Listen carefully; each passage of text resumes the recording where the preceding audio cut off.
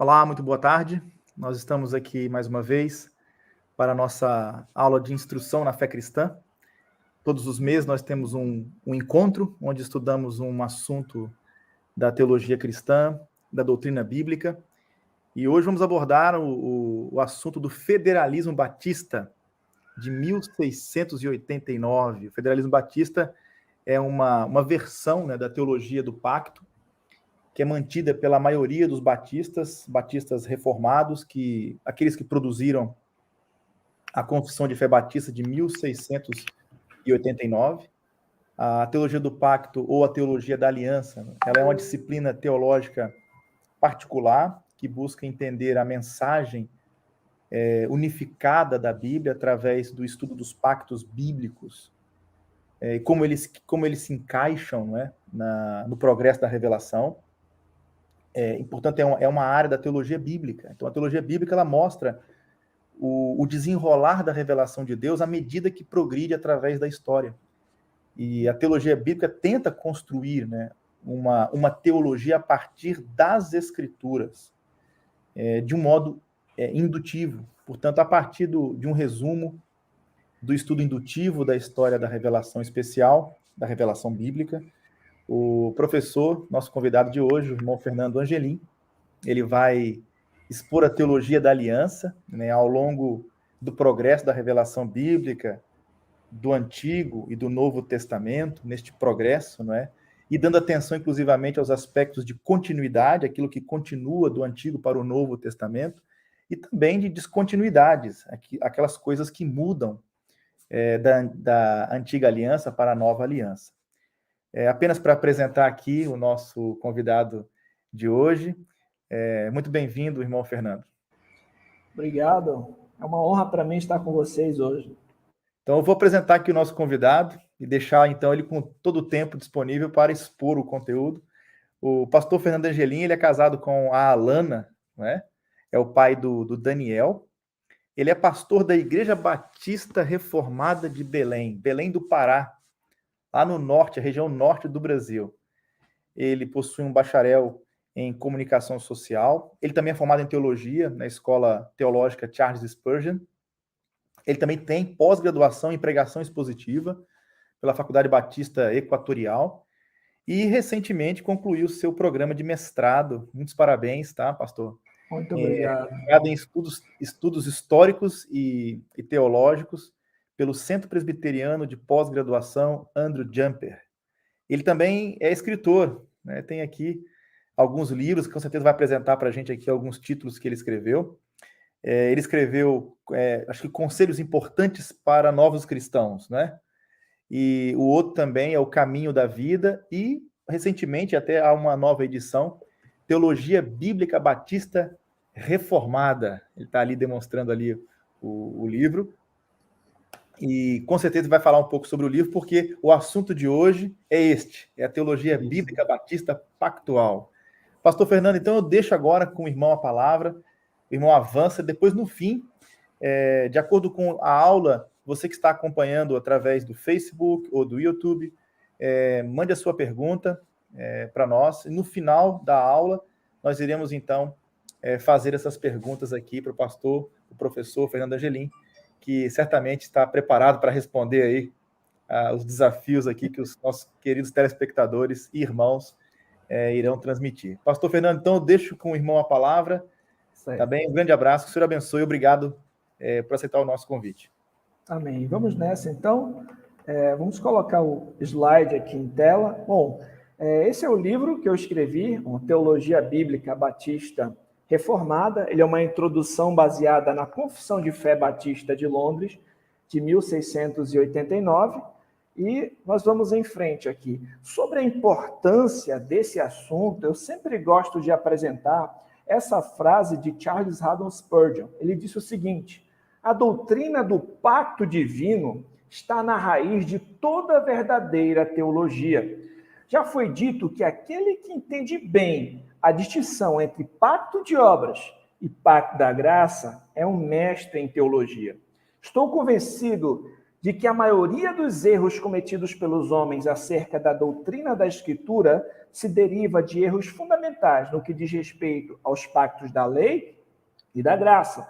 Isso aqui, o príncipe aqui dos pregadores, Charles Spurgeon, falando a respeito da importância desses assuntos que nós vamos estudar, que estão relacionados com essa disciplina, como o pastor apresentou, teologia bíblica. Sobre o assunto, como nós estamos trabalhando apenas uma aula, o assunto eu não vou ter possibilidade de esgotá-lo. Hoje nós vamos dar um pontapé inicial para o seu aprofundamento posterior nesses assuntos. Então, eu trouxe aqui alguns livros para aprofundamento, para você conhecer um pouco mais. O primeiro, como eu apresentei o meu, né, Teologia Bíblica Batista Reformada, porque ele serve de introdução para os outros que vão ser mais densos, mais profundos. Em segundo lugar, aqui tem o livro O Mistério de Cristo, Seu Pacto e Seu Reino, de Samuel Renihan. Também muito interessante o livro, com uma linguagem acessível. Os distintivos da teologia pactual batista. Esse aqui é uma linguagem um pouco mais densa, mas ele é muito bom também para apresentar a diferença entre o federalismo batista e o federalismo presbiteriano, de Westminster, por exemplo. Então, essa aqui é a tese de mestrado do Pascal Denot.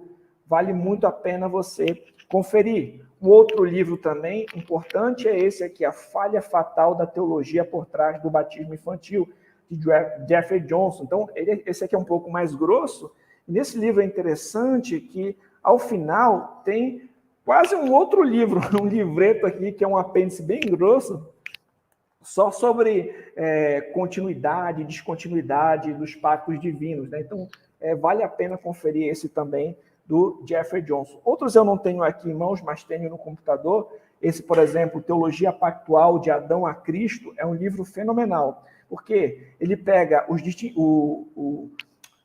livro do Nehemiah Cox, que ele vai trabalhar a respeito dos pactos que Deus fez com os homens antes da lei, e na segunda parte do livro ele trabalha a exposição de Hebreus 8, feita por John Owen. É porque o próprio Nehemiah Cox, que foi um dos que organizou ali e produziu a Confissão de Fé Batista de Londres, ele deixou de escrever sobre a Antiga e a Nova Aliança porque ele falou, olha, o Dr. Owen já escreveu tudo o que eu queria, vão até o capítulo 8 do livro dele e é isso que eu queria dizer. Então, os editores juntaram a parte em que o Nehemiah Cox fala a respeito das primeiras alianças e depois sobre a Antiga e a Nova Aliança, a parte do John Owen. Esse outro aqui embaixo, Teologia Bíblica Batista Reformada Pactual, é do Samuel Renihan, que você pode encontrar gratuito no site da editora Estandarte de Cristo.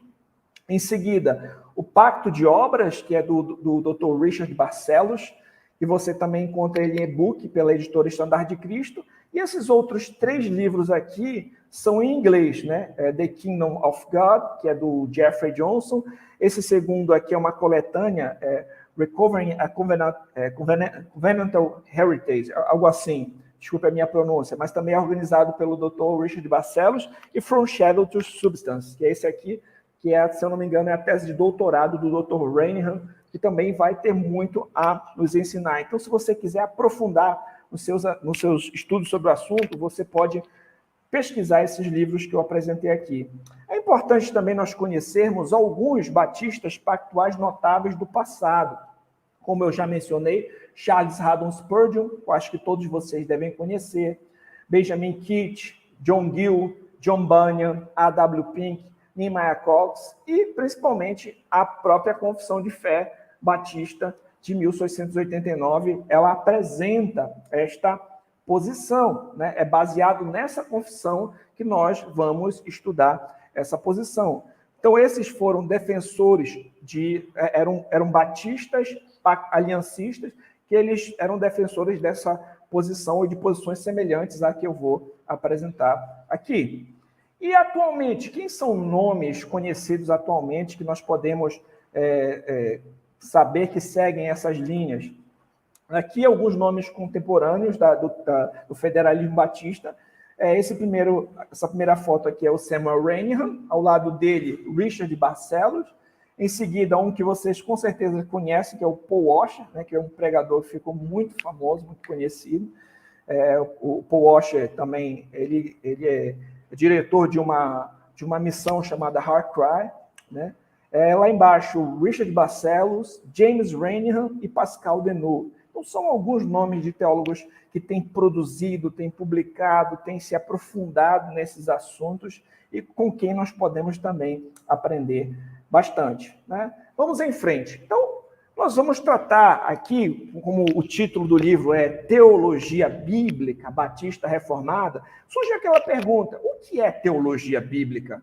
Né? Teologia bíblica é um modo de ler a Bíblia como uma única história, de único autor divino, que culmina em quem Jesus Cristo é e o que ele fez. Então, cada parte da Escritura é entendida em relação a ele. A teologia bíblica nos ajuda a entender a Bíblia como um grande livro constituído de vários livros menores, que contam uma única e grande história.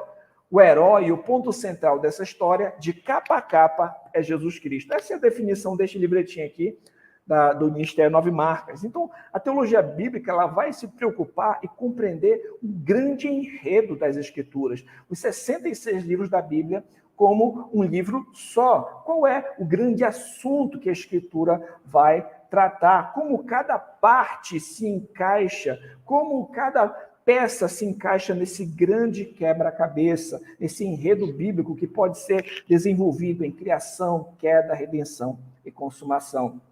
Né? E nós vimos aqui esse ponto, né? Como essa história culmina em Cristo, como fala a respeito do nosso Senhor Jesus Cristo. E aqui eu trouxe uma frase de John Owen, quando ele vai dizer o seguinte, ó, esse princípio sempre deve ser retido em nossas mentes ao lermos as Escrituras, a saber que a revelação e a doutrina da pessoa de Cristo e seu ofício são o fundamento sobre o qual todas as outras instruções dos profetas e dos apóstolos para a edificação da igreja são construídas, e pelo qual elas são esclarecidas. Portanto, o próprio Senhor Jesus Cristo manifestou isso de forma geral em Lucas 24, do 26 ao 27, e Lucas 24, do 45 e 46. Deixe de lado essa consideração e as Escrituras deixam de ser o que pretendem, ou seja, uma revelação da glória de Deus na salvação da igreja. Sobre as Escrituras falarem a respeito do nosso Senhor Jesus Cristo, nós vamos ver mais para frente que teve um puritano que falou, que resumiu o Antigo e o Novo Testamento da seguinte maneira: o Antigo Testamento promete o Cristo que viria, o Novo Testamento testifica que ele veio. E o próprio Senhor Jesus Cristo falou a respeito disso.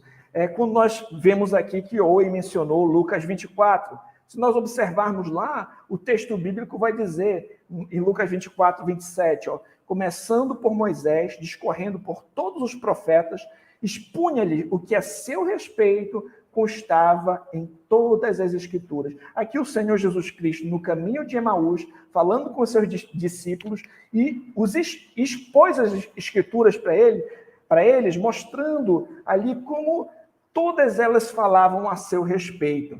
E no verso 44, ele diz, a seguir, Jesus disse, são essas as palavras que eu vos falei, estando ainda convosco. Importava se cumprisse tudo o que de mim está escrito na lei de Moisés, nos profetas e nos salmos. Ainda noutra parte das Escrituras, o Senhor Jesus Cristo disse, examinais as Escrituras, porque julgais ter nelas vida eterna, e são elas mesmas que testificam de mim. Então, isso é muito importante nós entendermos, que toda a Escritura dá testemunho de Cristo. Não somente o Novo Testamento, o Antigo Testamento está recheado de profecias, de promessas, de sombras, de tipos, de sinais que apontavam para o nosso Senhor e Salvador, Jesus Cristo, certo? Como eu falei, que um puritano tinha uma frase célebre sobre o assunto, esse foi William Ames. Ele falou, o Antigo e o Novo Testamento podem ser resumidos a essas duas coisas.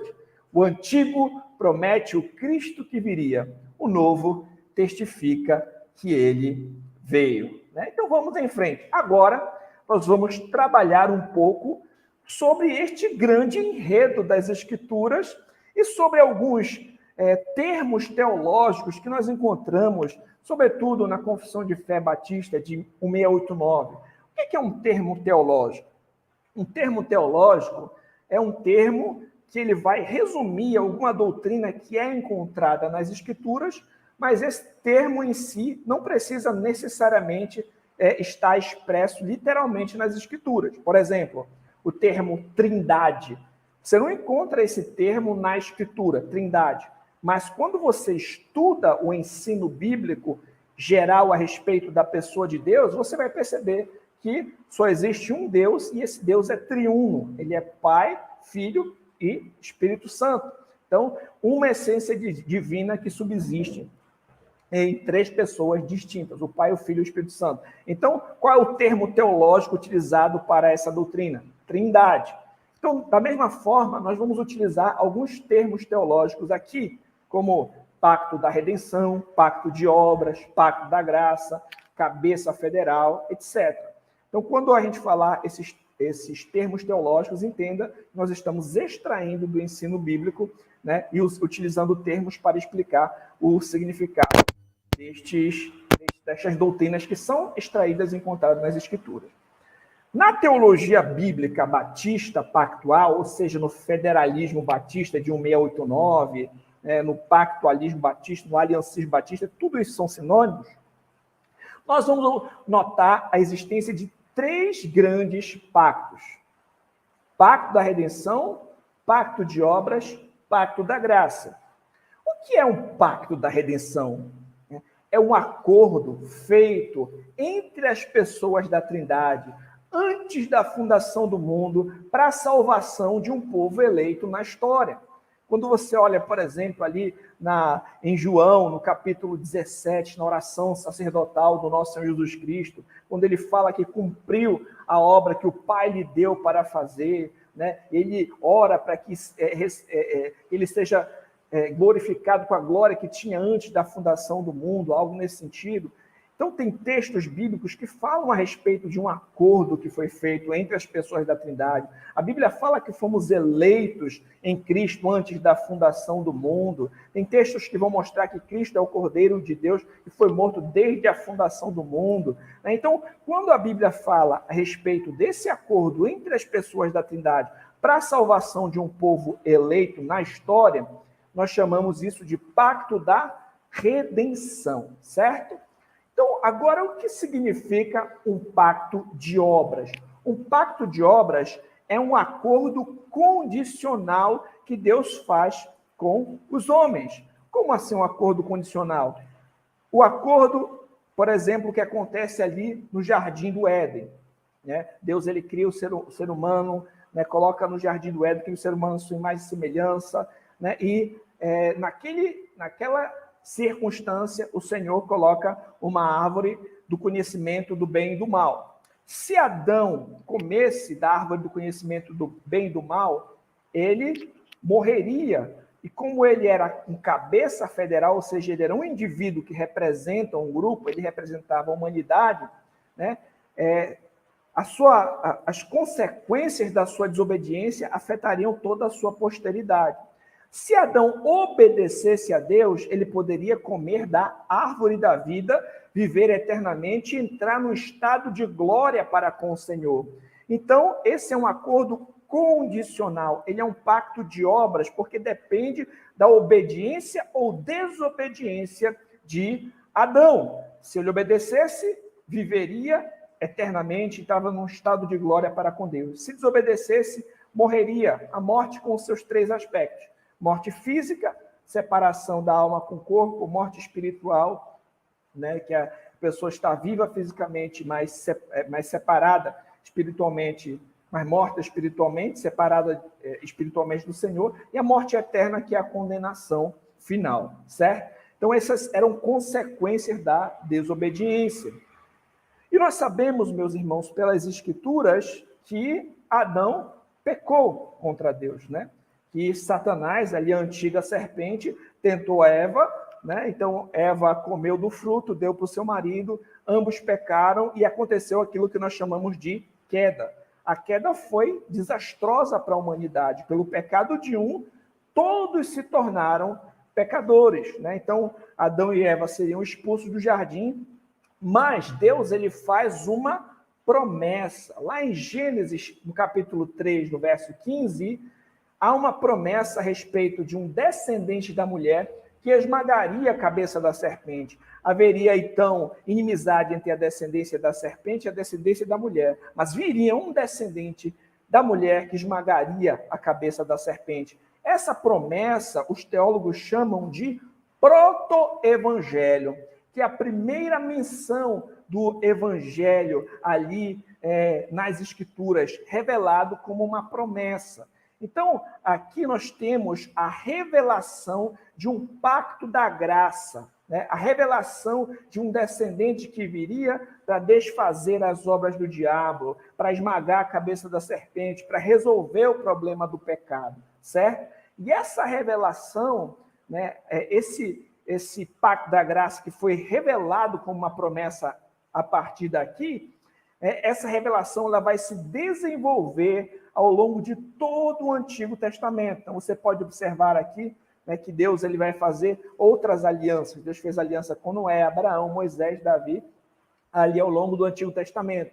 E essas alianças da promessa, o pacto da graça, vai se tornando revelado, vai se tornando aos poucos, né, apresentado ali para o povo. Mas nós sabemos, então, vamos observar, lembrar um pouco do que aconteceu ali no Antigo Testamento. Depois da queda de Adão, nós vimos que a morte entrou no mundo, o ser humano já passou a nascer afetado por aquilo que nós chamamos de pecado original, inclinado para a maldade. Nós vemos a descendência do primeiro casal ali, Caim, matando o seu irmão Abel por inveja, né? Nós vemos que da descendência de Caim já vai vir Lameque, que vai se tornar bígamo, que também vai ser um assassino. E, posteriormente, ali no livro de Gênesis, nós vamos notar a maldade avançando, e o Senhor olha o desígnio do coração humano, como ele é continuamente mal, a ponto do Senhor enviar um dilúvio. Mas para que essa promessa pudesse se cumprir, Deus sempre preserva o quê? Um remanescente. Deus preserva, então, Noé e a sua família numa arca. O Senhor, então, faz aliança, após o dilúvio, faz aliança com Noé, né? Então, o sinal da aliança com Noé é o arco no céu. Essa aliança com Noé, o Senhor traz estabilidade física para o desenvolvimento da promessa, né? E agora a história continua. Então, Deus fez aliança ali com Noé e muita gente morreu no dilúvio. O Senhor salva Noé e a sua família numa arca. Nós vamos observar que, mesmo depois, né, de Noé ser salvo ali do dilúvio, o pecado ainda estava lá, meus irmãos. Noé vai lá, planta uma vinha, se embriaga, nós vamos ver o pecado dos seus filhos, nós vamos ver que Deus tinha dito para se multiplicar e encher a terra posteriormente, o povo vai querer se unir e construir uma torre que fosse até o céu para tornar célebre o próprio nome deles, a Torre de Babel. O Senhor vai misturar as línguas, o pecado ainda está ali, Noé ainda não é esse descendente final que esmagaria a cabeça da serpente. Posteriormente, meus irmãos, de Ur dos Caldeus, o Senhor chama, então, Abraão. Ele diz: Abraão, sai da tua terra, do meio da tua parentela, vai para o lugar que eu te mostrarei. Fala de Abraão, uma grande nação, nações seriam dele, promete a ele uma terra, e que da sua descendência, um descendente de Abraão, todas as nações da terra seriam abençoadas, né? Então, ali Deus faz aliança com Abraão, o sinal é a circuncisão, certo? E há essa promessa a respeito, né, de que da sua descendência todas as nações da terra seriam abençoadas. Da descendência física de Abraão, né, viria surgir a nação, né, de Israel. Nós sabemos que anos se passaram, o povo hebreu ficou cativo, né, no Egito, e o Senhor, então, levanta Moisés, com quem também seria o mediador ali daquela aliança, da antiga aliança com a nação de Israel, né? Então, o Senhor levanta Moisés para tirar o povo do cativeiro egípcio, o Senhor, né, faz aliança com aquela nação mediada ali por Moisés, certo? Aquela nação vem da descendência física de Abraão, né? Então o Senhor lembra também das promessas que foram feitas a Abraão. Aquele povo são descendentes físicos de Abraão, né? E naquela aliança, né, o Senhor, então, estabelece todo aquele sistema levítico. O Senhor dá a eles também os 10 mandamentos. O Senhor estabelece ali, né, o sistema levítico, os sacrifícios, aquela teocracia, né, tinham leis civis, leis cerimoniais, leis morais que regiam a nação de Israel sob a antiga aliança. Então tinha toda aquela figura do tabernáculo, que tinha, né, o átrio, a parte de fora, tinha o santo lugar, o santo dos santos, a arca da aliança, as tábuas da lei lá dentro, né? Tinham leis civis que conduziam aquele povo, tinha aquela figura do sumo sacerdote que só ele podia entrar no santo lugar, né? Não sem sangue, uma vez por ano. Então, todas essas coisas ali também, elas, de certa forma, prefiguravam o Messias que haveria de vir. E, posteriormente, Deus faria aliança com Davi, né? E Deus promete que um descendente de Davi assentaria no trono para sempre. Vamos observar até aqui, meus irmãos, todas essas alianças que Deus fez aqui, de uma forma super resumida, né? De certa forma, estavam apontando para o nosso Senhor e Salvador, Jesus Cristo. Quando nós observamos as Escrituras, nós vamos observar, por exemplo, que Cristo é o último Adão. Lá em Romanos 5, você vai perceber que pelo pecado de um, todos se tornaram pecadores.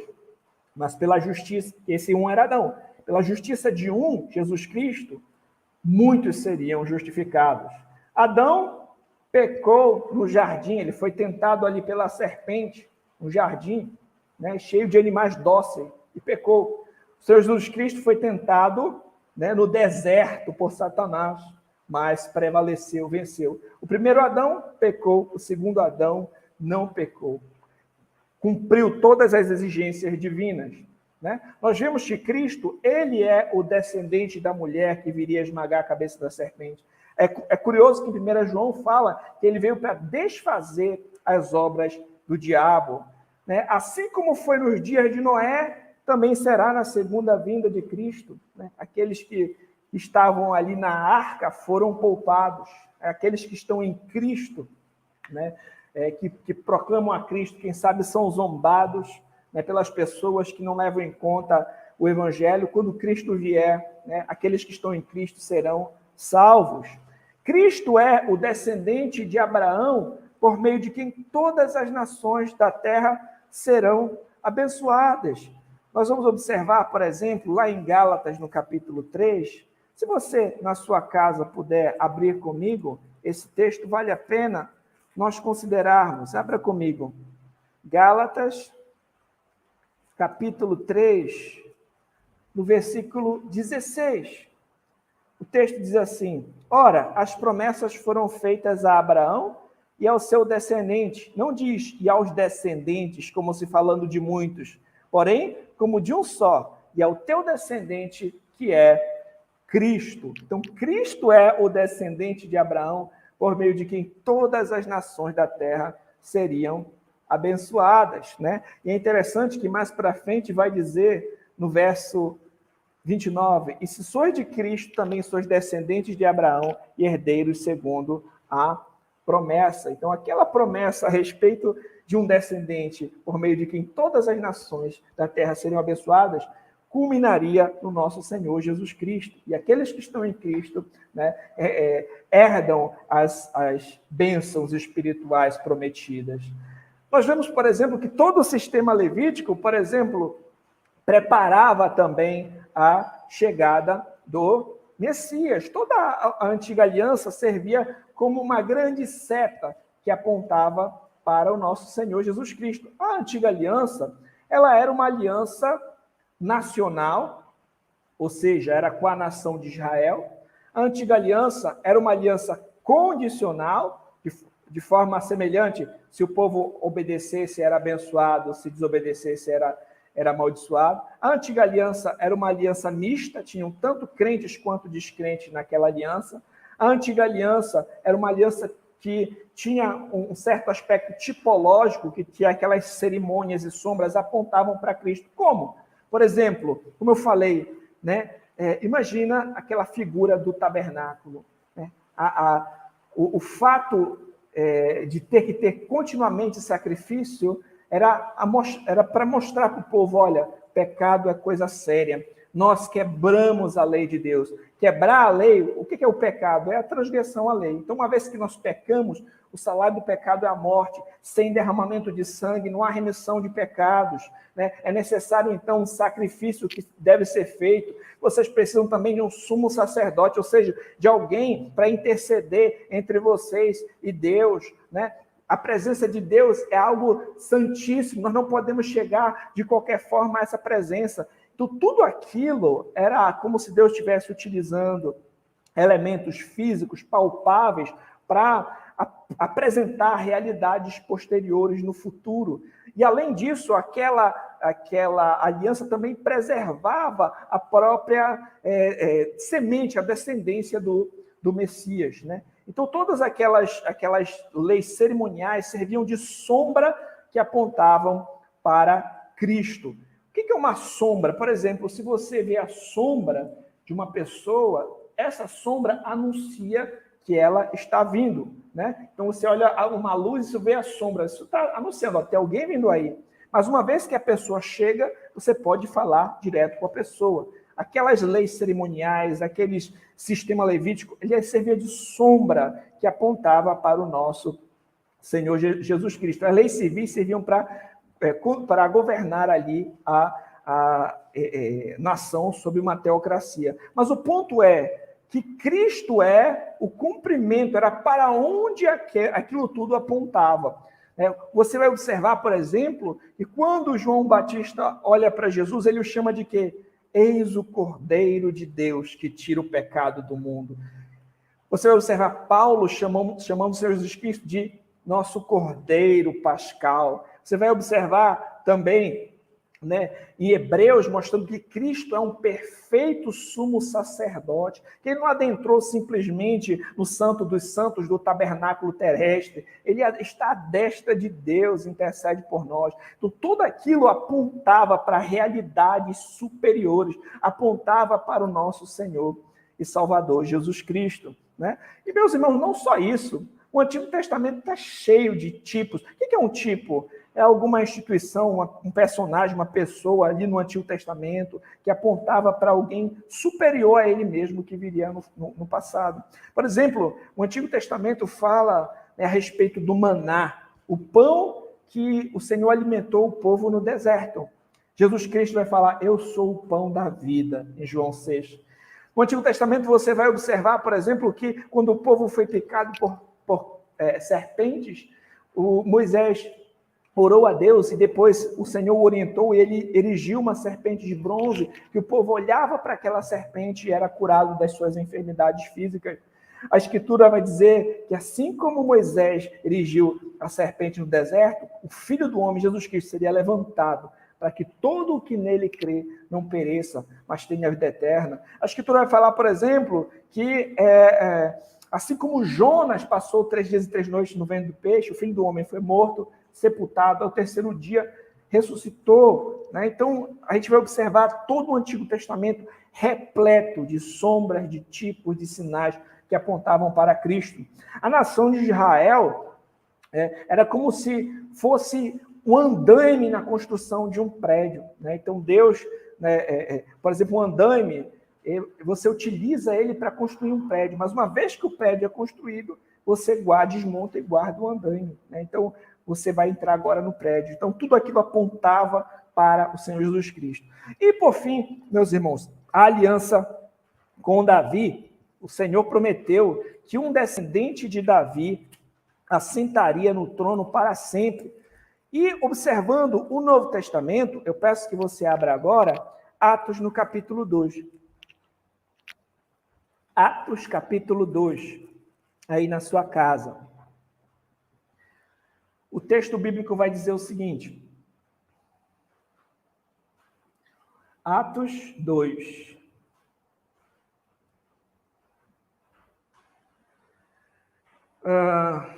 Só um segundo.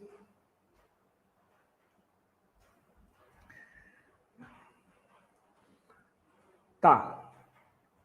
Verso 29. Irmãos, seja-me permitido dizer-vos claramente a respeito do patriarca Davi, que ele morreu, foi sepultado, o seu túmulo permanece entre nós até hoje. Sendo, pois, profeta, sabendo que Deus lhe havia jurado que um dos seus descendentes se assentaria no trono, prevendo isto, referiu-se à ressurreição de Cristo, que nem foi deixado na morte, nem o seu corpo experimentou corrupção. A este Jesus, Deus ressuscitou, do qual todos nós somos testemunhas. O descendente de Davi, que se assentaria no trono, é Jesus Cristo, como Pedro falou aqui. Então, nós observamos todo o Antigo Testamento apontando para Cristo. No Antigo Testamento, o pacto da graça é revelado como uma promessa. Mas então, na plenitude dos tempos, o Senhor Jesus Cristo vem em cumprimento a todas as profecias divinas. Ele nasceu, de forma sobrenatural, a Virgem concebeu do Espírito, ele nasceu debaixo da lei, ele cumpre todas as exigências da lei, tudo aquilo que foi profetizado sobre ele é cumprido na sua vida. Ele se entrega como um sacrifício para pagar o preço por todos os pecados do seu povo. Ele é morto, sepultado, e ao terceiro dia ele ressuscitou para a justificação de todo aquele que nele crê. Cristo, no seu sangue, selou a nova aliança. Então, tudo aquilo que era promessa, agora é cumprimento. Aquilo que foi prometido, agora é estabelecido. O pacto da graça, que no Antigo Testamento foi revelado como uma promessa, agora ele é estabelecido com uma aliança selada pelo sangue de Cristo. Agora nós observamos que a nova aliança, ela é superior à antiga. Assim como um tipo é inferior ao seu antítipo, a nova aliança, ela é superior à antiga aliança, substancialmente superior. A antiga aliança, ela era condicional. Obedeça, seja abençoado. Desobedeça, amaldiçoado. A nova aliança, para nós, ela é incondicional. Por quê? Cristo cumpriu todas as condições no nosso lugar. Na antiga aliança, a entrada era pelo nascimento físico. Então, a circuncisão era feita ali ao 8º dia, aquela criança passava a fazer parte daquela nação e estava sob aquela aliança. A nova aliança, a entrada é pela circuncisão do coração, e a regeneração, o novo nascimento, o nascimento espiritual. A antiga aliança era uma aliança mista, tinham crentes e descrentes. A nova aliança, todos conhecem o Senhor, todos que estão na nova aliança são crentes, nasceram de novo. Na antiga aliança, a lei, ela mostra o problema do pecado, mas não resolve o problema do pecado. Na nova aliança, nós somos salvos, a salvação, o problema do pecado é resolvido. Cristo proporciona uma expiação perfeita, de uma vez por todas, para pagar o preço por nossos pecados. A antiga aliança era uma aliança nacional com a nação de Israel, sob uma teocracia. Na nova aliança, os gentios são enxertados na oliveira. Essa parede de inimizade entre judeus e gentios é derrubada. O Senhor faz um novo povo. Na nova aliança, nós somos chamados a ir por todo o mundo, fazer discípulos de todas as nações. O Senhor Jesus Cristo vai dizer: toda autoridade me foi dada nos céus e na terra. Vão por todo o mundo, façam discípulos, batizando em nome do Pai, do Filho e do Espírito Santo. Então, nós observamos como a nova aliança é superior à antiga. Um texto importantíssimo que serve para nós entendermos isso, um deles é Hebreus, no capítulo 8. Eu peço também que você abra na sua casa.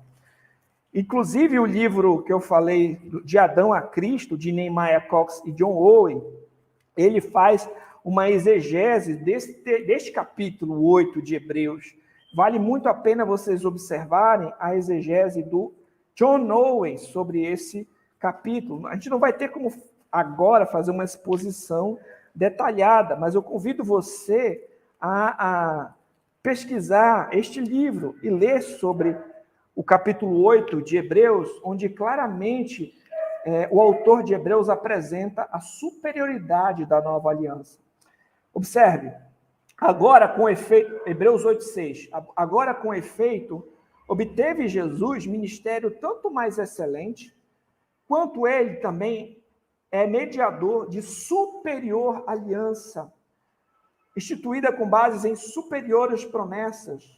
Porque se aquela primeira aliança tivesse sido sem defeito, de maneira alguma estaria sendo buscado lugar para uma segunda. De fato, repreendendo-os, diz: eis aí, vem dias, diz o Senhor, firmarei nova aliança. Aqui ele vai citar Jeremias 31. Já tinha essa promessa sobre a nova aliança. Com a casa de Israel, com a casa de Judá. Não segundo a aliança que fiz com seus pais no dia em que os tomei a mão para os conduzir até afora da terra do Egito, pois eles não continuaram na minha aliança. E eu não atentei para eles, diz o Senhor. Porque esta é a aliança que firmarei com a casa de Israel. Depois daqueles dias, diz o Senhor, na sua mente imprimirei as minhas leis. Também sobre o seu coração as inscreverei. Eu serei o seu Deus e eles serão meu povo. Não ensinará jamais cada um ao seu próximo, nem cada um ao seu irmão, dizendo, conhece o Senhor. Porque todos me conhecerão, desde o menor deles até o maior. Pois para com as suas iniquidades usarei de misericórdia. Os seus pecados jamais me lembrarei. Quando ele diz nova, torna antiquada a primeira. Ora, aquilo que se torna antiquado, envelhecido está, prestes a desaparecer. Um detalhe importante aqui é que, na antiga aliança, a lei foi gravada em tábuas de pedra.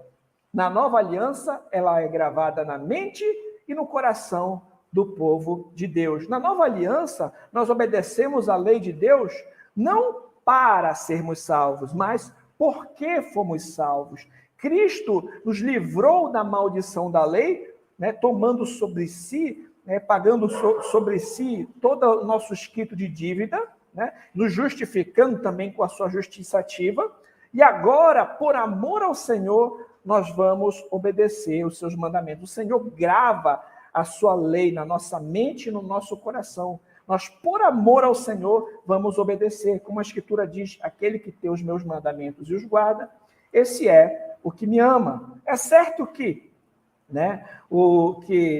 leis cerimoniais que serviam como sombra, que apontavam para Cristo, passaram. Nós não precisamos mais, por exemplo, sacrificar animais, porque o sacrifício de Cristo foi feito de uma vez por todas. Então, isso precisa ficar claro.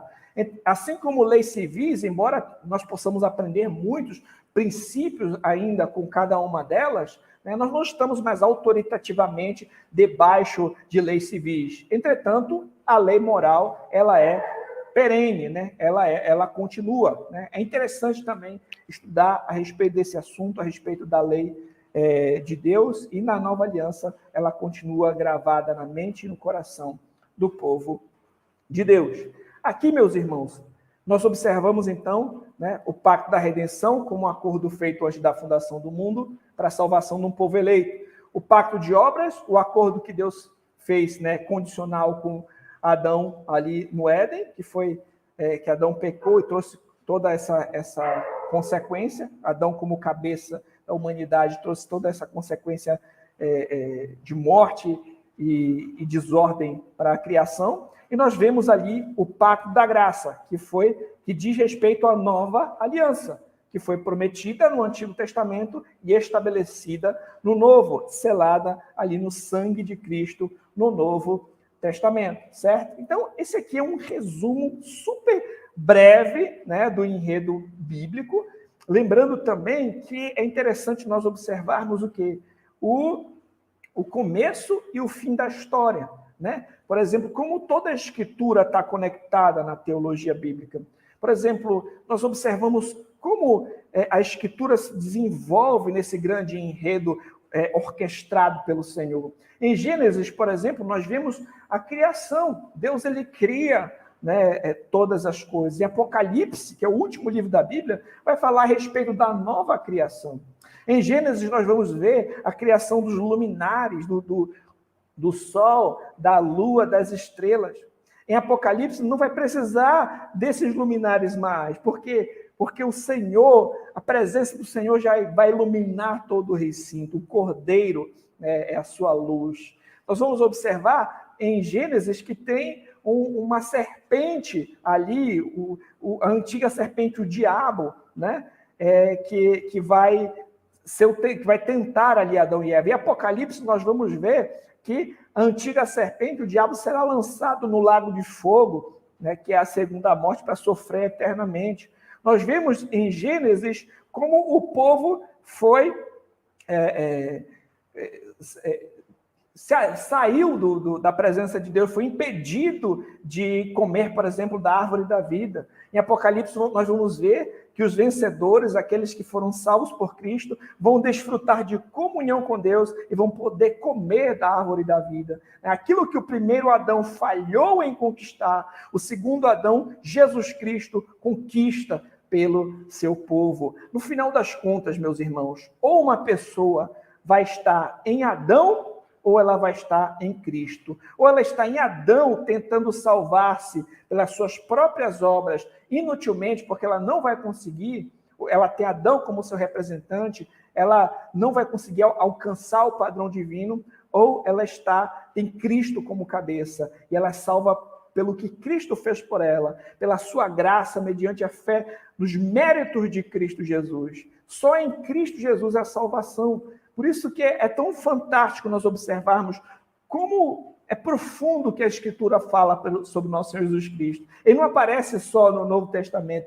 Toda a Escritura dá testemunho do nosso Senhor e Salvador Jesus Cristo. Esse é um breve resumo, né, da teologia pactual batista. Cada uma dessas alianças tem muito mais para ser estudado, principalmente ali a aliança com Abraão. Nós vamos estudar a respeito da dualidade que há nessa aliança. Os livros que eu falei para vocês, né, vão apresentar ali alguma coisa sobre o assunto, o texto de Gálatas 4, a respeito de outros aspectos, a respeito da antiga e da nova aliança. Então tem muita coisa para a gente aprofundar, que eu não vou ter tempo para falar aqui agora, mas eu queria estimular vocês a lerem os livros, né?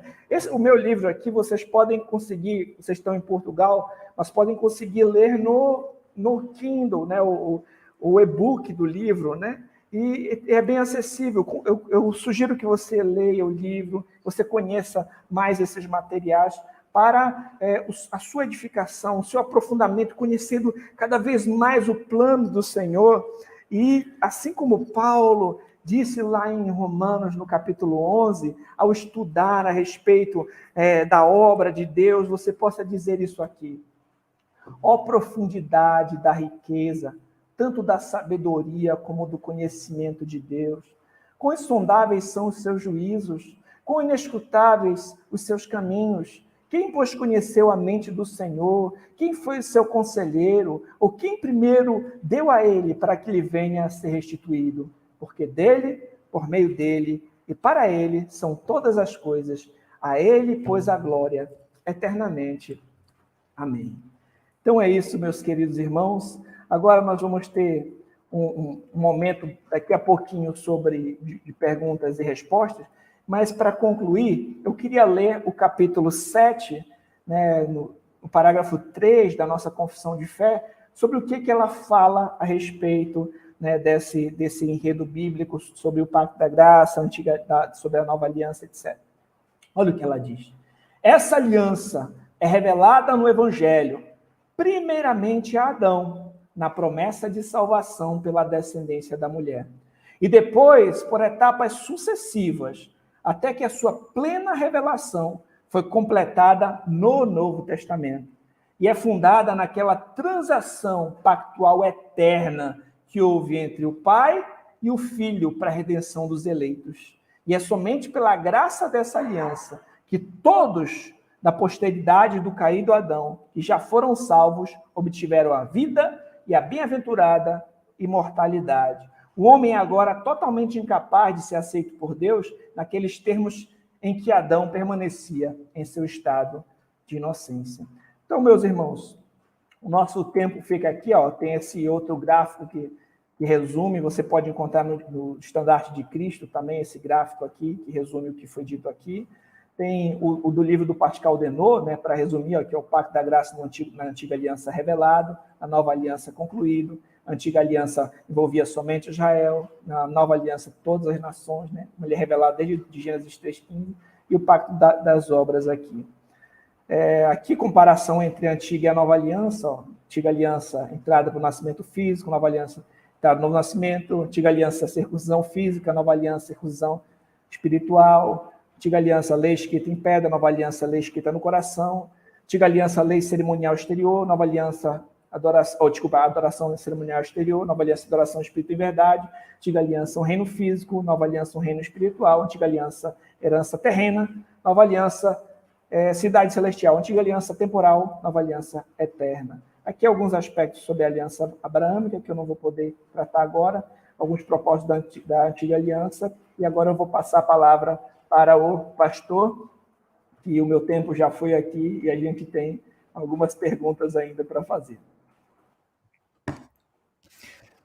Bem, eu estava a acompanhar a aula, e enquanto o professor Fernando fazia a exposição do enredo histórico redentor, deste progresso da revelação, eu estava aqui a ler aqui no livro, que foi inclusivamente o último livro do pastor Alexandre Júnior. O doutor Alexandre Júnior publicou esta obra recentemente em Portugal, e nos apêndices ele tem aqui a Confissão de Fé Batista de 1689, portanto, nós aqui em Portugal que querem aprofundar o conhecimento da Confissão de Fé Batista de 1689, pode adquirir esta obra, Cristianismo Bíblico, do Dr. Manuel Alexandre Júnior, que está a acompanhar online conosco, eu já vi. Está aí a acompanhar. Bem, enquanto o professor aqui, Fernando, fazia a exposição, eu corri lá no capítulo 7 da Confissão e reparei que ele reproduziu na íntegra o parágrafo 3º do capítulo 7, né? Exatamente. E eu tenho aqui, antes daquelas perguntas que eu tinha combinado com ele, eu fiquei curioso agora durante a aula, vou fazer uma pergunta aqui com relação a este progresso da revelação. Eu compreendi bem que o que ele quis dizer no tocante a 3 alianças na linguagem teológica, né, nessa formulação teológica para resumir o conteúdo do todo da Escritura, quer dizer, o pacto da redenção, seria um pacto eterno, não é? Um pacto entre o Pai, o Filho e o Espírito Santo. Então, é um pacto intratrinitário. Está ali numa relação entre o Pai, o Filho e o Espírito Santo. Isso aconteceu entre as pessoas da Trindade, né? E tem o pacto das obras, que está relacionado àquele pacto da criação, lá no Éden, antes da queda, o pacto pré-queda. Antes da queda do homem no pecado, tem um pacto ali, não é? Que foi feito com Adão e Eva lá no Jardim do Éden, não é? E depois o pacto da graça, que é após a queda do homem, ao invés de Deus destruir o homem, Deus faz uma aliança de graça. Seria isso. Ele, na verdade, inicia uma promessa de graça. É isso que você colocou. Eu vou chegar lá na distinção. Tá. O que eu percebi aqui. Depois eu percebi... A pergunta é o seguinte, pastor Fernando. Esse pacto com Adão, depois Noé, Abraão, Moisés, Davi e o Senhor Jesus. O irmão vê essas etapas sucessivas, como está na Confissão de Fé, o capítulo 7, né, o parágrafo 3º, como sendo cumulativas. Este progresso é cumulativo ou são etapas distintas? Uma coisa distinta da outra? Não, eu entendo que são cumulativas. As alianças do Antigo Testamento são cumulativas. Quem trabalha bastante sobre isso aqui é o Pascal Denot, nesse livro aqui. Então, ele trabalha, né, as alianças, que inclusive em Efésios chama de alianças da promessa, né, como cumulativas, né? Tanto que alguns chamam a antiga aliança, muitos autores, da aliança mosaica somente, né? mas o Pascal Denot ele vai pegar todo esse período do Antigo Testamento chamando de Antiga Aliança como uma coisa só. Né? Então, ele vai entender como alianças cumulativas, nas quais o pacto da graça é revelado ao longo delas, né? Mas ele só é estabelecido como uma aliança formal na nova aliança em Cristo. Então, apenas para a questão... Agora eu vou partir para a teologia sistemática. É o que vai acontecer aqui, porque essa linguagem teológica bem tão elaborada já parte para a sistematização, não é? Por exemplo, o pacto da graça, portanto, é a mesma coisa que a nova aliança? Na perspectiva batista, sim. O pacto da graça é a nova aliança, que no Antigo Testamento é revelada como uma promessa, e no Novo Testamento ela é estabelecida como uma aliança em si. E ela também irrompe do pacto da redenção, claro. Exatamente. Né? Ela é o cumprimento, então, daquele... É a realização histórica, é isso? Histórica, exato. É o pacto da redenção acontecendo na história. Né? Muito legal. Tá bem amarrado, não tem nada faltando aí. A questão aqui agora é qual é a distinção entre o pacto das obras e o pacto da graça? Qual é a distinção real entre essas duas coisas? O pacto das obras é um acordo condicional. Né? Eu acho que isso que é muito importante a gente entender. Condicional, né? No qual, se você obedece, você é abençoado. Se você desobedece, você é amaldiçoado. Adão desobedeceu. Então, nós já não conseguimos, nem por nós mesmos, é impossível nós conseguirmos obedecer perfeitamente. Mesmo que você seja, ele é um cara bonzinho, ele fez boas ações, caridade, você jamais vai conseguir atingir esse padrão. Era necessário de alguém cumprir isso perfeitamente no seu lugar. E esse alguém é o segundo Adão, que é Jesus Cristo, né? Que ele se coloca debaixo da lei de Deus, ele vem e cumpre todas as exigências divinas e no seu sangue estabelece ali a nova aliança, que é um pacto da graça. Por que é um pacto da graça? Por que esse nome é utilizado? Por quê? Porque não depende das nossas obras, depende das obras de Cristo. Para nós é graça, é favor imerecido. Pela graça sois salvos mediante a fé, isso não vem de vós, é dom de Deus, não de obras para que ninguém se glorie. Né? Então, o pacto da graça, ele é, para nós, incondicional. Ele, de fato, garante para nós perdão, salvação. Né? Então, essa é uma das diferenças assim, essenciais em relação ao pacto de obras e o pacto da graça. O irmão não consegue ver graça lá, não, antes da queda? Por exemplo, Sim. ao Deus colocar o casal num jardim, dando todas as dádivas ali. Não, isso não é graça? O ponto é a gente entender o significado nesse caso Porque, assim, se ele obedecesse esse pacto, ele receberia aquilo que a glorificação. Né? Então, nesse sentido, toda aliança divina, em algum nível, consiste em graça. Mas o termo teológico obras é utilizado no sentido de ser condicional. É nesse sentido, entendeu? É no sentido, talvez, que antes da queda não havia necessidade de redenção. Então, bastava cumprir aquilo. Exato. Quer dizer, então, que nós, hoje, não podemos mais obedecer a Deus naqueles termos, porque já estamos caídos, não é? É isso que a confissão fala literalmente, né? Que naqueles termos é impossível. Fantástico, fantástico. Exatamente, pastor. O que, na verdade, eu queria agora colocar aqui, porque a gente deu um tema aqui para a aula de hoje, que a pessoa chega e fica assim, o que quer dizer isso, né? Que é isso, né? Federalismo. O que é federalismo? Porque federação, o irmão mora no Brasil, o Brasil é uma federação de estados, não é? Sim. Então, o federalismo, ele pensa numa federação de estados e tal.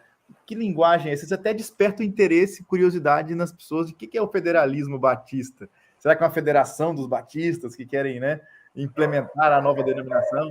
E não tem nada disso, né? Federalismo tem a ver com essa ideia de cabeça federal, não é? De representante de povos ou de raça. Por exemplo, Adão é o cabeça federal e Cristo também é o cabeça federal de uma nova humanidade, né? É nesses termos? Pode explicar melhor para a gente aí? O federalismo tem essa noção de pacto, né? De aliança. Nós observamos, vem dessa palavra, da raiz da palavra que envolve aliança, né?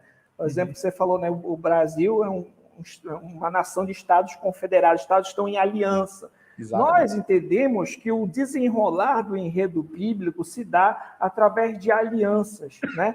Pelas quais Deus estabeleceu, né? Deus resolveu agir dessa maneira, na sua infinita sabedoria.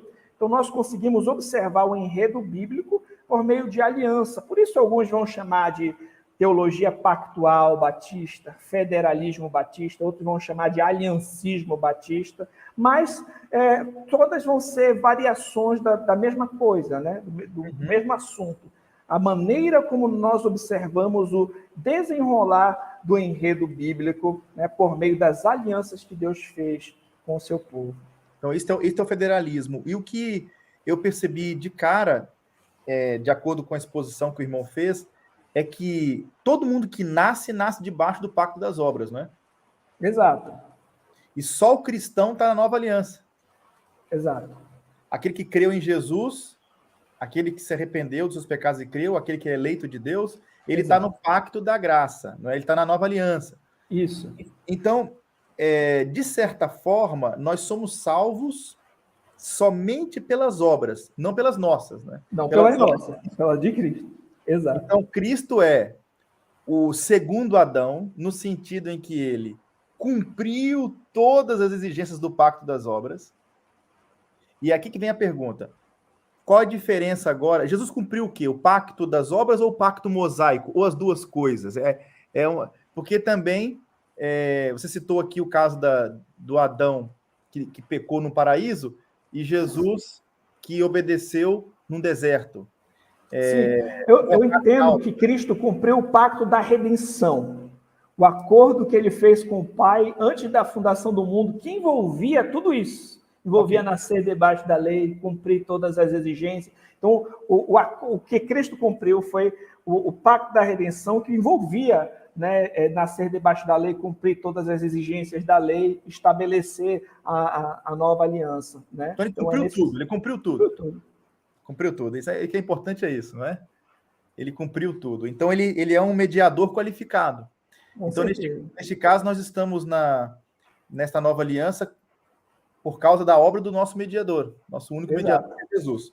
O que eu queria agora era, antes de chegar ainda naquelas perguntas, porque já vai resolver muita coisa lá. Mas ficou claro que Cristo cumpriu, né? Ficou claro, claríssimo. Ficou claro. Até porque a linguagem de João 17... tu me destes e eles são teus, quer dizer, aquela linguagem de eu entrego para ti, eu cumpro a obra que me deste para cumprir, está muito claro no Evangelho de João mesmo, e está muito forte lá. O que eu queria agora perguntar é a relação de lei e evangelho, porque o irmão falou aqui que, de fato, os elementos tipológicos, as sombras, né, aquelas figuras e até as promessas, tudo que está na lei, no tocante aos aspectos cerimoniais do culto levítico, do calendário da lei, o calendário litúrgico da dieta e tudo isso isso aponta para Cristo. Exato. Né? Colossenses ali, né? Colossenses 12. Isso cumpriu, então, mas a lei continua. Agora, nesta nova realidade, na nova aliança, eu como cristão, né, qual é a minha relação com a lei? Qual é a diferença entre lei e evangelho? Qual é o cuidado que eu tenho que ter nessa relação de lei e de evangelho? Essa é a pergunta. Tá, como nós vimos ali, tem tanto na Escritura, nós vamos encontrar tanto aspectos de continuidade, quanto aspectos de descontinuidade, né? Por exemplo, nós já falamos a respeito da lei cerimoniais e da lei civil, certo?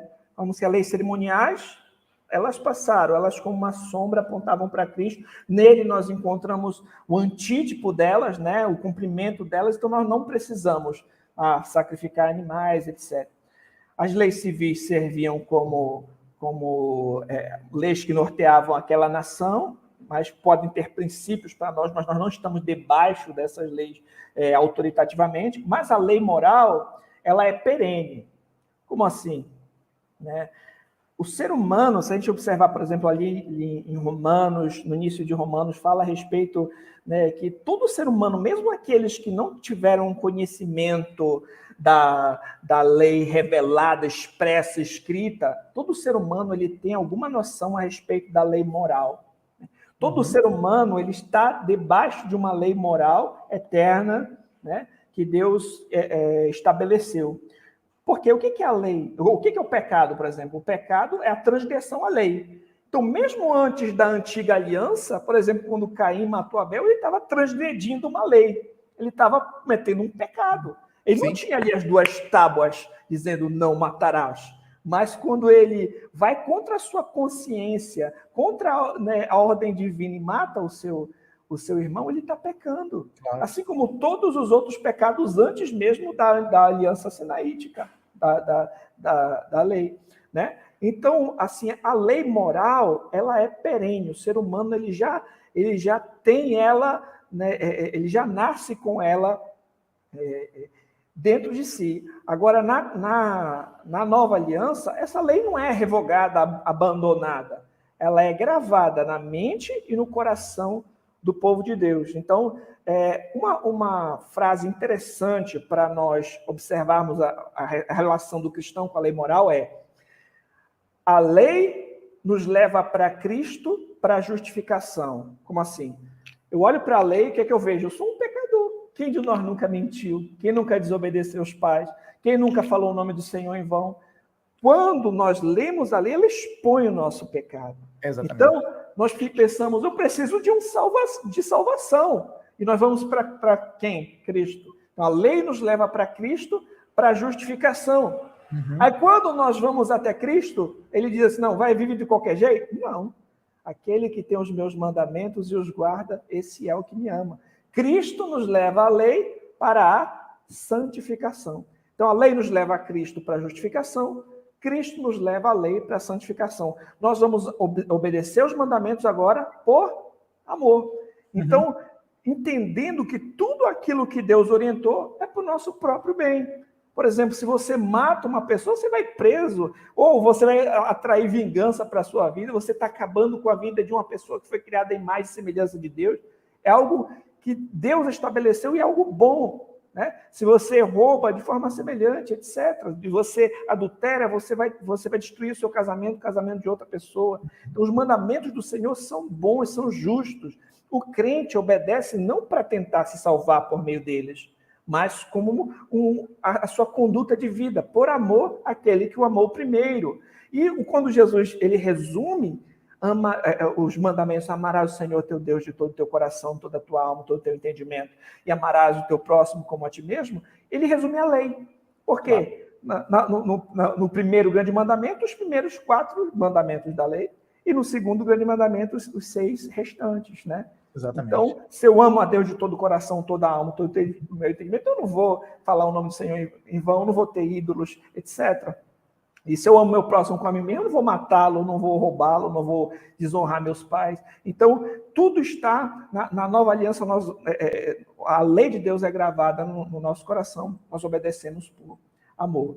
Tem aquela questão sobre o 4º mandamento, mas caberia um programa inteiro aqui para a gente conversar. Claro. É assim, eu recordei-me de uma frase do teólogo Agostinho de Hipona, quando ele diz que ame a Deus com toda a sua alma, todo o seu entendimento, todas as suas forças, com tudo que tens no seu coração. Ame a Deus integralmente e depois faça o que quiser. Quer dizer, se você amar a Deus, você não vai obedecer a lei dele, por amor. Sim, exatamente. Então, também nós temos uma dívida de gratidão, não é? Para com a obra Eu acho que o problema é que algumas pessoas têm um conceito muito vago de amor. Não, agora é só amor, mas que não entende que o amor é demonstrado em obediência aos mandamentos. Na verdade, o amor é conectado à moralidade no Novo Testamento, o tempo todo, né? Agora, há uma pergunta que foi feita pelo João Pedro. O João Pedro Preto fez uma pergunta e está relacionada ali, eu acho que é em Hebreus, até grande aqui a pergunta, sobre a teologia pactual no livro de Hebreus, que foi feito por presbiterianos. Então, abordagem, certamente, de Westminster, né? Que desenvolve o argumento que nas advertências o pregador espera uma audiência mista entre regenerados e não regenerados e que o resto da exortação deve ser lida à luz disto, né? Então, na carta aos Hebreus, aquelas exortações à perseverança é pressupondo que os ouvintes ali, que professam a fé cristã, nem todos os que professam, de fato, são cristãos verdadeiros. Então, é aquela velha história lá do Santo Agostinho e dos teólogos da patrística que defende aquela ideia de que a igreja é uma comunidade mista. E da forma como o irmão defendeu hoje, nós não devemos aplicar o batismo nas crianças, porque o correto seria, após uma profissão de fé credível, realizar o batismo, porque senão nós iríamos já aplicar o batismo em quem nem ainda expressou a fé. O que seria realmente aplicando o batismo em quem ainda não demonstrou nenhum sinal de regeneração. E esta lógica teológica, de acordo com o que foi exposto hoje, é de que a igreja cristã ela é uma congregação de pessoas regeneradas, pelo menos que tenham provas claras de que foram regeneradas. Pastor, um detalhe. Isso não quer dizer, por exemplo, até mesmo dentro de uma igreja batista, tem pessoas, por exemplo, que podem ter, digamos assim... Uma falsa profissão de fé. Uma falsa profissão de fé. Agora, a própria Escritura já tem algo para lidar com isso, que é a disciplina eclesiástica. Nós não podemos intencionalmente procurar uma membresia mista. É como se fosse, por exemplo, um cidadão que está ilegal num país, né? Então, ele está ali ilegal naquele país, mas ele não está fazendo a coisa certa. Agora, o país vai abrir todas as portas porque tem cidadãos ilegais? Não, ele vai lidar com aquele ali, né?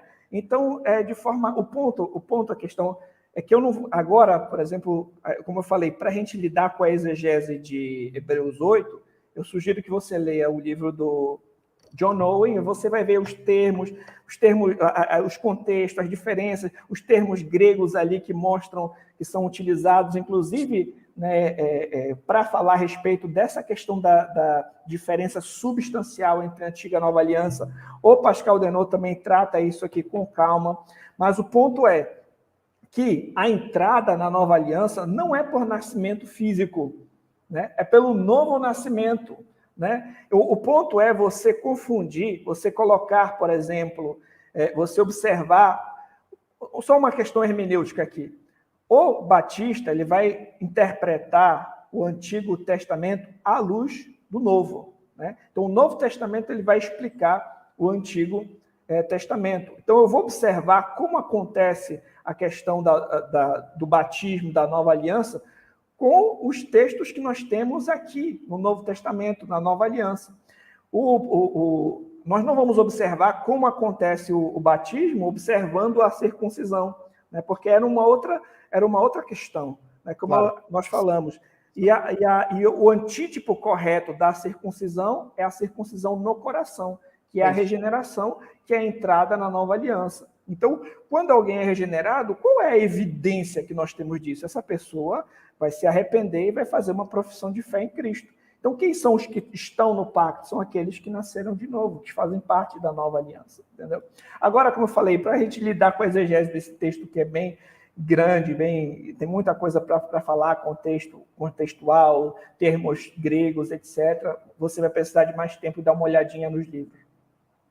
Apenas uma questão hermenêutica, a gente tem que ter algum cuidado aqui, pastor, porque, de fato, nós temos que interpretar o antigo à luz do novo na aplicação para a realidade presente. Agora, quando nós estamos a ler o Velho Testamento, o Antigo Testamento, temos que interpretá-lo nos seus termos para dizer o que era, como era. Sim, claro. Agora, não podemos dizer assim, isso aqui é o batismo, lá para trás. Não podemos aplicar coisas da realidade futura lá no passado. Para a gente entender no momento hoje, né? O que não pode ser feito é aplicar o batismo com base numa recomendação, no modelo direto lá do Antigo Testamento. Há princípios que chegam aqui, mas eu percebi agora que há uma distinção de substância. Agora vem aqui a questão da pergunta, né? Porque nós estamos entrando aqui em sistemas teológicos, e nós temos pelo menos 3 mais conhecidos. Eu queria, então, pedir ao pastor Fernando Angelim, que pudesse até partilhar, se quisesse, o PowerPoint que tem já disponível, porque nós temos a teologia do pacto, que é um pouco antes do federalismo batista, que é os padrões de Westminster, portanto, a confissão de fé de Westminster, ela também propõe um modelo de teologia pactual, semelhante à Confissão de Fé Batista de 1689. Também nós temos, já no século XIX, o dispensacionalismo, que já passou por tantas mutações, né? O clássico, o modificado, o progressivo, o integrativo, e aí por aí vai. E nós temos também a teologia da nova aliança, e agora, recentemente, o aliancismo progressivo. São tantos sistemas, né? Então, eu queria que, de forma rápida... Não trouxe gráfico do aliancismo progressivo. Não, trouxe também não. Não trouxe. Não faz mal. Mas é só para mostrar a diferença entre a teologia do pacto e dispensacionalismo, o da nova aliança, e entre esses dois modelos aí de teologia do pacto, os presbiterianos, no caso, e os batistas do outro. Os pedobatistas e credobatistas, fica mais fácil assim. Tá, vamos começar aqui com a diferença entre os batistas e os presbiterianos em suas confissões de fé, né? Uhum.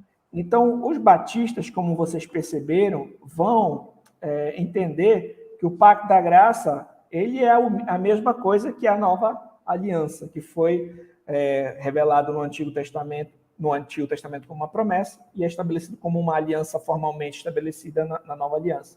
Uhum. Nós vamos entender que a membresia no Pacto da Graça, que a membresia, as pessoas que fazem parte dessa aliança, da nova aliança, são os eleitos, são os crentes, são os salvos, né?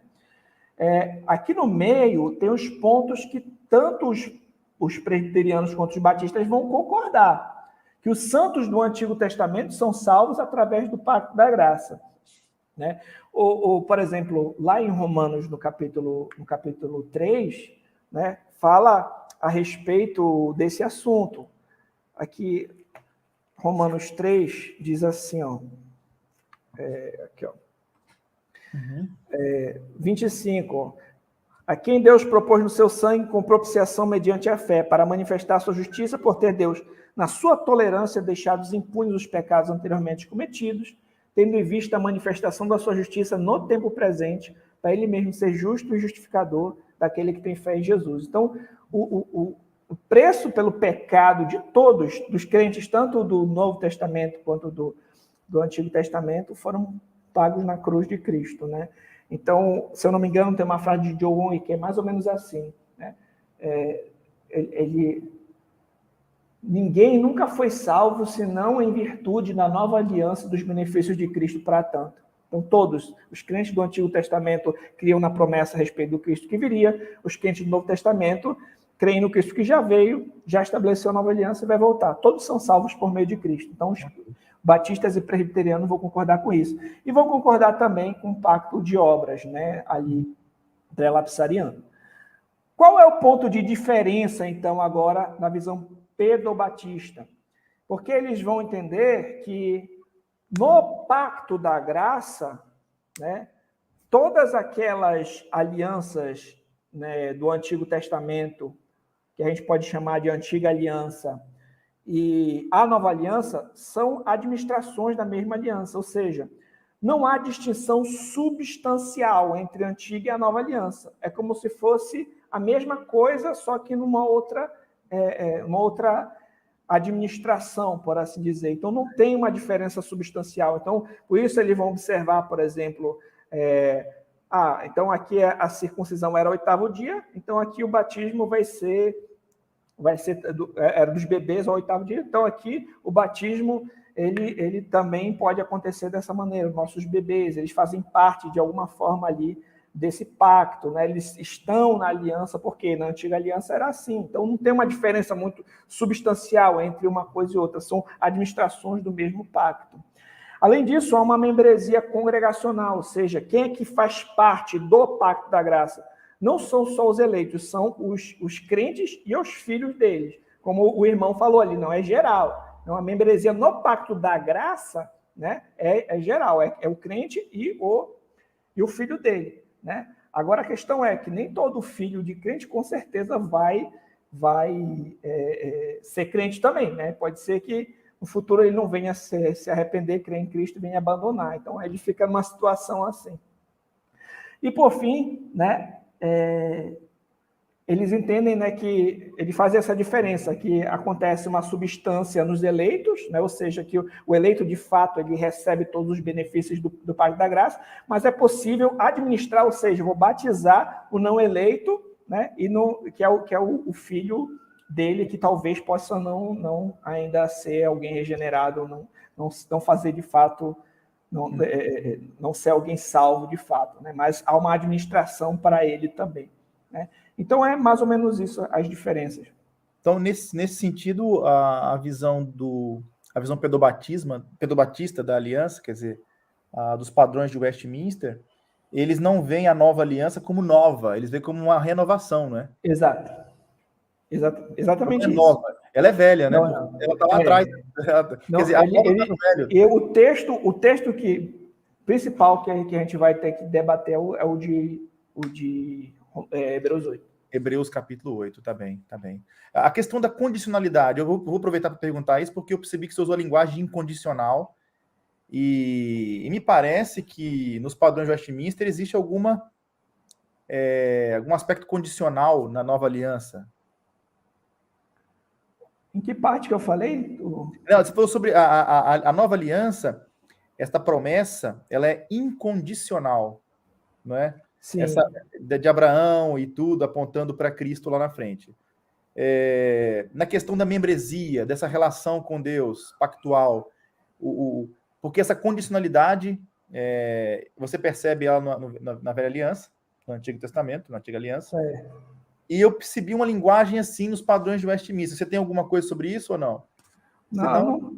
Depois agora eu não estou me recordando agora sobre esse assunto. Então tá. Pode passar para outra, esse é um tema mais ainda. Mas eu acho que teria pano para manga aí. A gente dá uma olhadinha depois, a gente conversa. Então tá. A questão da teologia da nova aliança. Na verdade, vamos pensar aqui no dispensacionalismo. Acho que é mais comum, é mais conhecido. Só para ficar bem claro em relação aos presbiterianos e os batistas, os batistas reformados, né, se segue o federalismo de 1689, vem uma distinção substancial entre a antiga e a nova aliança, e que a entrada na nova aliança é por nascimento espiritual, novo nascimento, portanto, só está na nova aliança quem nasceu de novo. E a expressão para quem nasceu de novo é arrependimento e fé, e são somente esses que devem ser batizados. Então, essa é a visão batista. Os presbiterianos entendem que não há uma distinção substancial entre antiga e nova, e que a membresia nesse pacto é mista, ou seja, é tanto do crente quanto do filho dele. Então, o filho do crente, de algum nível, ele está no pacto da graça, mesmo que isso não garanta totalmente a salvação para ele. Então, é mais ou menos isso. Vamos lá. Ficou claro, pastor? Ficou claro, claríssimo. Pronto. Então, federalismo de 1689 e dispensacionalismo. Lembrando, pastor, que existem diversas formas de dispensacionalismo. Aqui a gente não vai ter como falar de todos. Isso aqui talvez não venha abraçar algum tipo de dispensacionalismo. Então, se tem algum amigo dispensacionalista que está assistindo, pode dizer, não é isso que a gente crê. Mas tem vários, né? Então, como não tem uma confissão de fé dizendo esse aqui é o dispensacionalismo, a gente vai seguir alguns termos gerais, né? Então, um dos pontos centrais aqui do dispensacionalismo, né, que ele vai primeiro entender que Israel e a igreja são dois povos diferentes, né? São dois povos distintos, né? E que aqui a nova aliança é feita com Israel. Então, esse texto de Hebreus 8, os dispensacionalistas, pois geralmente eles são bastante literalistas, né? Vão ver, não, está escrito aqui Israel, então essa aliança aqui vai ser feita com a nação de Israel, isso não tem nada a ver com a igreja, porque Israel e a igreja são dois povos distintos, na percepção deles é assim. Né? Uhum. Então, eles entendem que Deus está lidando com Israel, aí por um período Deus vai lidar com a igreja e depois volta para lidar com Israel. Eles vão rejeitar a questão do pacto da redenção, eles vão dizer que os 10 mandamentos não estão mais, né, relacionados com os crentes agora no Novo Testamento. Eles rejeitam a hermenêutica tipológica, essa questão de tipo e antítipo que a gente tem trabalhado aqui, né? E aqui está dizendo que eles também entendem que a igreja não foi profetizada no Antigo Testamento. Quais são os pontos de concordância? Você concorda a respeito da doutrina da Trindade, a mesma coisa, que a justificação pela fé somente, a nação de Israel e a igreja foram constituídas de forma diferente. Então, agora, aquilo que o aliancismo batista entende, o federalismo batista entende, e que o dispensacionalismo, né, também não entende. Que a nova aliança é feita com a igreja, que é o contrário do que foi dito, né?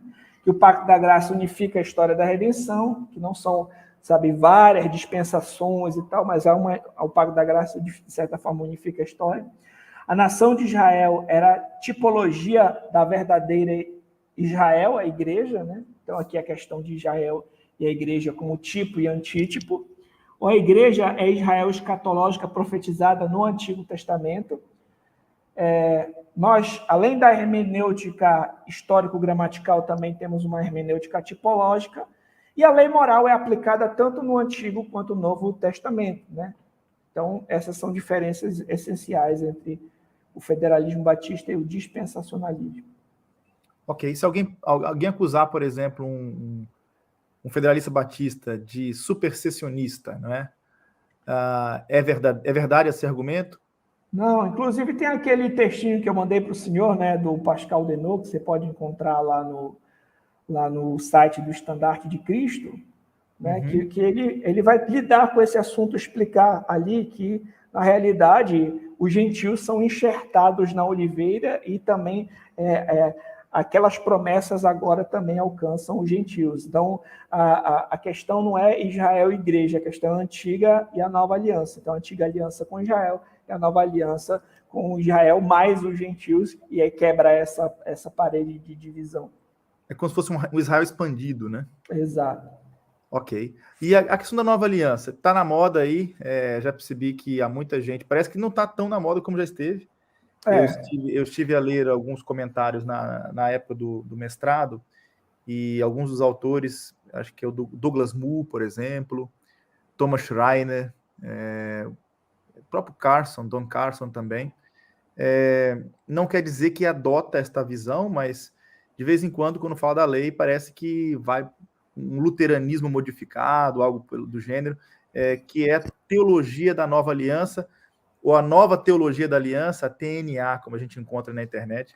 Pouca gente sabe que existe essa perspectiva que anda por aí também. Qual é a diferença desta para... Sim. A TNA, eu observo alguns pontos na TNA que vão diferir bastante. Um deles eles não vão observar essa tripartição da lei que a gente apresentou, entre leis civis, cerimoniais e morais. Não, a lei é uma coisa só. Sendo uma coisa só, se uma parte dela passou, tudo passou, né? Então, eles não vão ver essa questão de que há tanto aspecto de continuidade quanto descontinuidade, né, relacionados à lei, mas como uma coisa só. Então, eles entendem, por exemplo, que ali no Sermão do Monte, você pode observar isso na exegese do Douglas Moo, por exemplo, ele vai entender que ali no Sermão do Monte, quando Jesus diz assim, vocês ouviram o que foi dito pelos antigos, eu, porém, vos digo, ele vai entender que ali Jesus está dizendo, olha, a lei dizia isso aqui, eu estou trazendo uma nova lei que diz isso, isso, isso, como se a lei de Cristo, de alguma forma, estivesse em oposição à lei de Moisés, o que eu entendo que não é correto, porque ali naquele texto, Jesus está lidando, na realidade, não diretamente com a escritura do Antigo Testamento, com a lei de Deus, mas com a interpretação rabínica.